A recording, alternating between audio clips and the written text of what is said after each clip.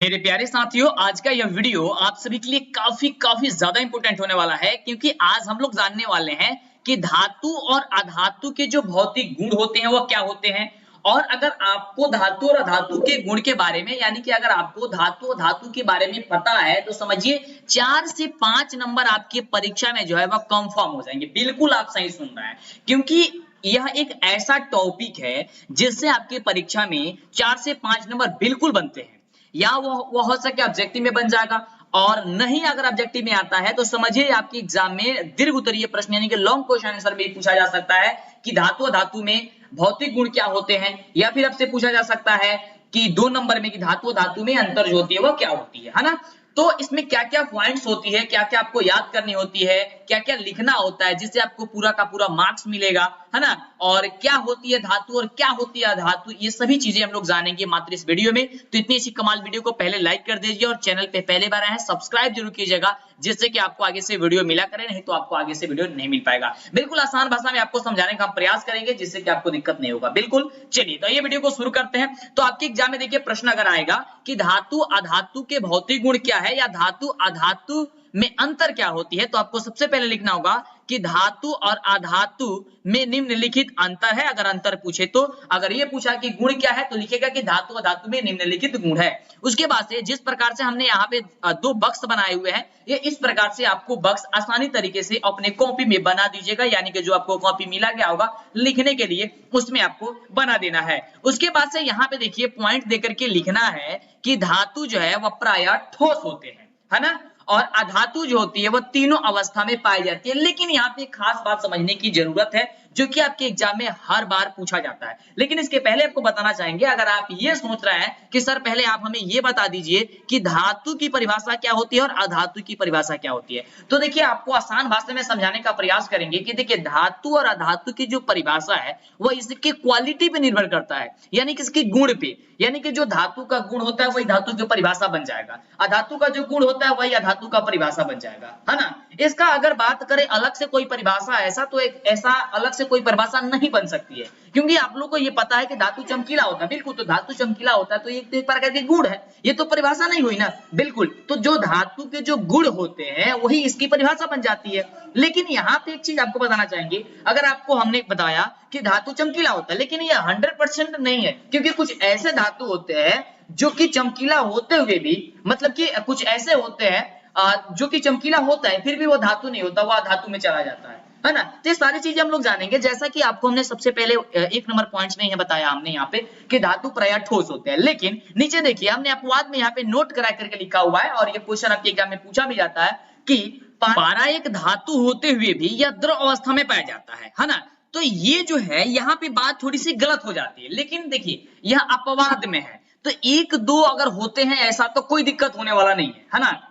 तो देखिए यहाँ पे हमने आपको बताया कि धातु जो होते हैं वो प्रायः ठोस होते हैं, लेकिन कुछ ऐसे अपवाद में होते हैं, जैसे कि पारा एक धातु है, लेकिन फिर भी ये किस में पाया जाता है, यह एक द्रव अवस्था में पाया जाता है। इसी प्रकार से अभी आपको हमने समझाया कि जो अधातु होते हैं वे तीनों अवस्था में पाए जाते हैं, यानी कि ठोस, द्रव और गैस, ये तीनों अवस्था में पाई जाती है। लेकिन यहाँ पे अगर आप ध्यान से देखिएगा तो यहाँ पे भी हमने नोट करके रखा हुआ, और ये भी आपके एग्जाम में क्वेश्चन पूछा जाता है कि ब्रोमीन ही केवल एक ऐसा धातु है जो द्रव अवस्था में पाया जाता है। ये चीज ध्यान रखिएगा कि ब्रोमीन जो है वह केवल एक ऐसा अधातु है जो केवल क्या पाया जाता है, द्रव अवस्था में पाया जाता है ना। तो कुछ ये अपवाद है जो कि आपके एग्जाम में पूछा जाता है, ठीक है।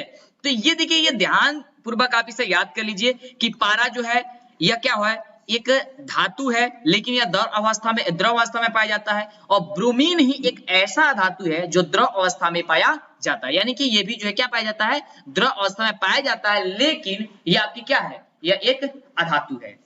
अब आइए बात करते हैं आगे ध्यान दीजिएगा, आगे आप ध्यान से देखने का प्रयास कीजिएगा। आगे है कि धातु जो होते हैं वह कठोर होते हैं और अधातु जो होते हैं वह मुलायम होते हैं। लेकिन अपवाद में आप क्या समझिएगा, ध्यान से देखिएगा, और यह क्वेश्चन आपके एग्जाम में फिर से ऑब्जेक्टिव टाइप में पूछा जाता है कि अपवाद में जो है सोडियम जो होता है उसे चाकू से काटा जा सकता है। सोडियम के अलावा जो होता है लिथियम और पोटेशियम जो होता है उससे भी हम लोग क्या करते हैं, उसे चाकू से काटा जा सकता है। साथ ही साथ आपको बताना चाहेंगे जो गैलियम होता है और जो सीजियम होता है, यह ऐसे धातु होते हैं जो हथेली पर रखने पर क्या होता है, यह पिघल जाता है। लेकिन आपको ऊपर तो हमने ये बताया कि धातु क्या होता है, कठोर होता है। तो देखिए अगर हम बात करते हैं धातु और अधातु की, तो देखिए अगर किसी मतलब कि अगर हम लोग धातु धातु में बात करते हैं तो सब चीज के बारे में बात करें कि हर एक चीज मतलब कि एकदम रियल होगा तो ऐसा नहीं हो सकता है, कुछ ना कुछ उसमें अपवाद जरूर रहता है ना। तो एक दो जो होते हैं वो ऐसे ऐसे अपवाद मिलते हैं और इसी को याद करना होता है। देखिए जैसे कि हमने आपको बताया कि धातु तो कठोर वैसे होते हैं, ये बात तो एकदम बिल्कुल कंफर्म है कि धातु कठोर होते हैं, लेकिन कुछ ऐसे अपवाद आ जाते हैं जैसे कि सोडियम हो गया, लिथियम हो गया, पोटेशियम हो गया, इसे चाकू से भी काटा जा सकता है ना। तो ये तो यहाँ चीज यहाँ पे गलत हो जाती है, तो इसीलिए इसे अपवाद में रखा जाता है। और इसके अलावा कुछ ऐसे जो नहीं है जिसे अब काटा जा सकता है, और कुछ ऐसे जैसे कि हमने यहाँ पे बता दिया आपको कि एक गैलियम होता है और सीजियम होता है, इसे या एक ऐसे धातु होते हैं जो हथेली पर रखने में क्या होता है, ये पिघल जाता है। बिल्कुल उसी प्रकार से यहाँ पे हमने आपको बताया कि धातु क्या होता है, मुलायम होते हैं, लेकिन अपवाद स्वरूप में हीरा जो कि कार्बन का एक अपरूप होता है और प्रकृति और जो ये प्रकृति में पाया जाता है तो यह कठोर पदार्थ होता है ना। तो यानी कि जो ये कठोर होते हुए जो हीरा है आपका, ध्यान से समझिएगा, तो ये क्वेश्चन पूछा जाता है जो हीरा होता है, हीरा कैसा होता है, हीरा कठोर होता है, कठोर होते हुए भी यह अधातु होता है। कैसा होता है, यह कठोर होते हुए भी अधातु होता है, इसलिए यह अपवाद स्वरूप में इसे रखा जाता है। ठीक है, तो इतना बात आपको याद करके रखना है और यह एग्जाम में आपके प्रश्न पूछा भी जाता है ना। और क्या क्या देखिए यहाँ पे क्या क्या चीजें लिखनी है आपको, ये चीज आप नोट करते जाइए, है ना। जो आपको समझा रहे हैं वो समझ लीजिए, जिससे कि दिक्कत आपको आगे चल करके नहीं होगा। ओके, और स्क्रीनशॉट लेते जाइएगा जिससे कि दिक्कत आपको ना आगे चलकर। ठीक है, चलिए अब आगे देखिए, आगे आपको क्या लिखना होगा और क्या आपको जानना होगा, क्या समझना होगा। ध्यान दीजिएगा कि धातु में एक विशेष प्रकार की चमक होती है।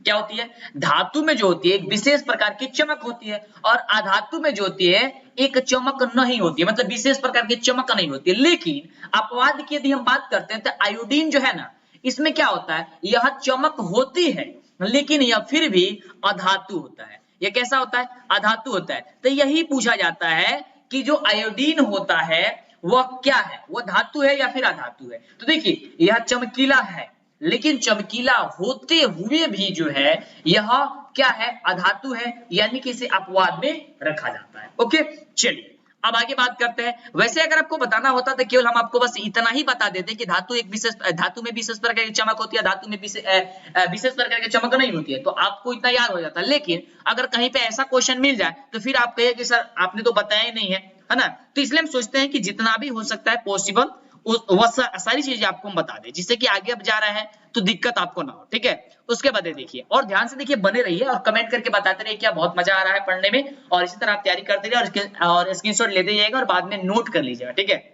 अगर एक बार में आपको याद नहीं होता ऐसे तो याद हो ही जाएगा, एक दो बार वीडियोस को देख लीजिएगा ना तो पूरा का पूरा कंफर्म हो जाएगा। ठीक है, अब आगे देखिए अगर एग्जाम में क्या लिखा जाता है, मतलब कि क्या आपको लिखना होगा। तो देखिए धातु जो उष्मा एवं विद्युत के क्या होते हैं, सुचालक होते हैं, है ना। लेकिन अधातु की बात करते हैं तो अधातु जो होते हैं वो उष्मा एवं विद्युत के क्या होते हैं, सुचालक नहीं होते हैं, यानी कि कुचालक होते हैं। क्या होते हैं, सुचालक नहीं होते यानी कि कुचालक होते हैं। लेकिन अपवाद स्वरूप की बात करते हैं जो ये ग्रेफाइट है, ग्रेफाइट आप समझ लीजिए कि जो पेंसिल है, पेंसिल का जो आप लोग लिखते वाले है ना, जो लिखने वाला जो होता है ग्रेफाइट, उसी ग्रेफाइट कह देंगे, वो होता है, वो क्या होता है, विद्युत का सुचालक होता है। ग्रेफाइट जो है विद्युत का सुचालक होते हुए भी यह एक प्रकार का अधातु है। अब अगर आपको केवल बस इतना ही पता होता कि धातु वे होते हैं जो विद्युत का क्या करते हैं, प्रवाह कर देते हैं, यानी कि वो सुचालक होते हैं, तो कहिए कि सर जो ग्रेफाइट है तो विद्युत का प्रवाह कर रहा है यानी कि वो सुचालक है, तो फिर वह अधातु, बिल्कुल वो धातु ना होकर के वो अधातु होगा, है ना। तो इस बात को आपको याद करके रखनी है और यह आपके एग्जाम में पूछा जाता है ना। ग्रेफाइट क्या है, वह सुचालक होते हुए भी क्या है, वह अधातु है। चलिए आगे बात करते हैं अगले टॉपिक की, तो ध्यान दीजिएगा। और आगे जो है 5 नंबर में कि धातु जो होते हैं वो आघातवर्ध्य होते हैं। कैसे होते हैं, आघातवर्ध्य होते हैं। अब आघातवर्धनीय होते हैं, मतलब कहने का मतलब होते हैं जो आघातवर्ध्य होते हैं, इसका कहने का मतलब हो गया कि इसको पीट करके आपको इसको चादर बना सकते हैं, यानी कि इसको लमाया जा सकता है, मतलब कि फैलाया जा सकता है इसको, मतलब कि धातु कोई भी है ना, अगर आप उससे पीटते हैं तो पीटने के बाद क्या होगा, वह चौड़ा होते चला जाएगा, यानी कि वो क्या होगा, वो पीटेंगे उसकी एक चादर बन जाएगी, पतली सी चादर बन जाएगी, जितना उसको आप पीटिएगा उतना सा क्या होगा, एक पतली सी चादर बन जाएगी, है ना। और बात करते हैं धातु की, तो यह क्या होते हैं, यह आघातवर्धनीय नहीं होते। अगर इसे आप पीटते हैं तो ये नहीं मतलब कि चादर के रूप में ये परिवर्तित नहीं होगा, ये टूट ही जाएगा, जो अधातु होते हैं, है ना। और ये क्या होते हैं, यह चादर के रूप में क्या हो जाएगा, फैल जाएगा। चलिए आगे देखिए ध्यान से, आगे है कि धातु तन्यता, धातु में जो होती है वह तन्यता के गुण दिखाई देते हैं। धातु में तन्यता का गुण कहने का मतलब कि किसको अगर तान लेते हैं यानी कि खींचते हैं आप इसे, तो यह तार के रूप में यह परिवर्तित हो जाएगी, है ना, अर्थात यह क्या हो जाएगी, यह तार के रूप में बदल जाएगी।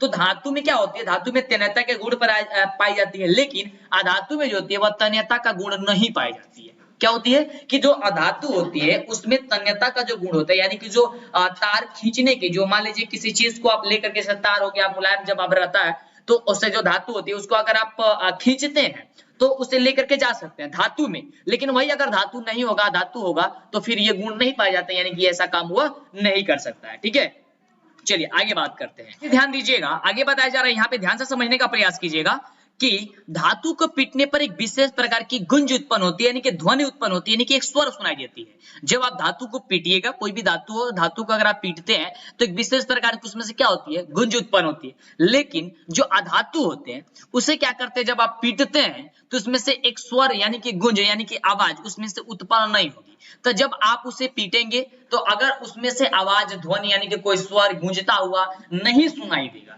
तो समझिए कि वह धातु नहीं है, यानी कि वह क्या है, वह अधातु है।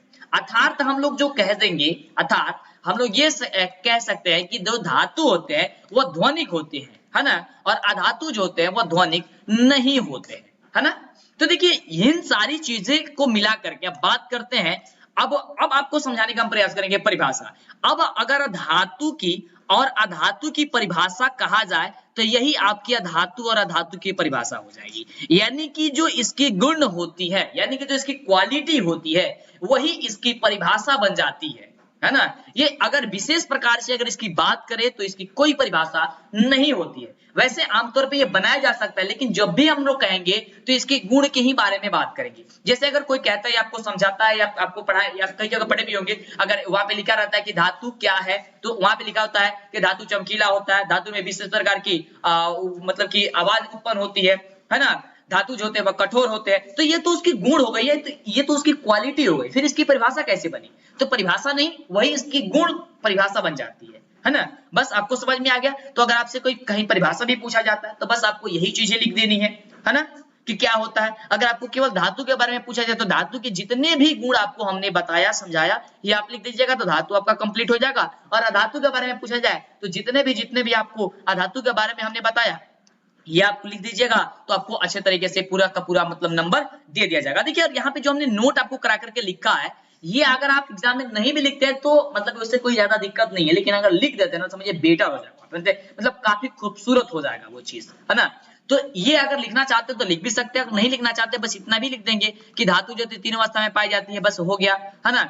धातु जो होती है, धातु में विशेष प्रकार की ध्वनि उत्पन्न नहीं होती है, धातु जो होती है वह चमकीला नहीं होता है, बस इतना भी लिखेंगे तो कोई दिक्कत नहीं। जो नोट करके हमने आपको दिखाया बताया, ये जो होती है काम कहाँ पे करती है, तो आपका ऑब्जेक्टिव टाइप प्रश्न में आपके ये काफी ज्यादा काम की होती है।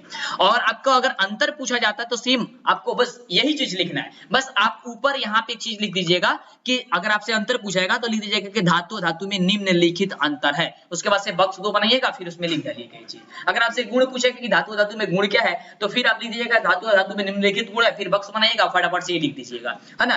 तो मतलब कि एक चीज से समझ रहे हैं आप कि कितना मतलब कि क्वेश्चन का आंसर ये बन जा रहा है। बस थोड़ी सी घुमा करके पूछ दिया जाता है एग्जाम में, ज्यादा कुछ होता नहीं है ना। तो आपका ज्यादा कुछ टेंशन भी नहीं लेना है, काफी इजी है। फटाफट से आप स्क्रीनशॉट ले लीजिए। आप हमारे टेलीग्राम से जरूर जुड़िए जिसमें आपका ऑनलाइन टेस्ट चल रही है। आप जाकर के टेलीग्राम पे सर्च कीजिए क्लास 10th ऑनलाइन टेस्ट 2022 यानी कि 2022 के लिए, और आप जाकर के लिखेंगे तो हो जाएगा, या फिर डीएलएस एजुकेशन बेसिकली आप सर्च करेंगे, डीएलएस एजुकेशन EDUCATION, ठीक है। तो आपको हमारा ग्रुप, हमारा जो है चैनल टेलीग्राम पे मिल जाएगा, वहां पे मिल जाएगा। और नीचे डिस्क्रिप्शन में कई सारे लिंक भी है, लिंक पे दबा करके भी आप पहुंच सकते हैं। फिर मिलते हैं इसी तरह कमाल वीडियो के साथ नेक्स्ट वीडियो में।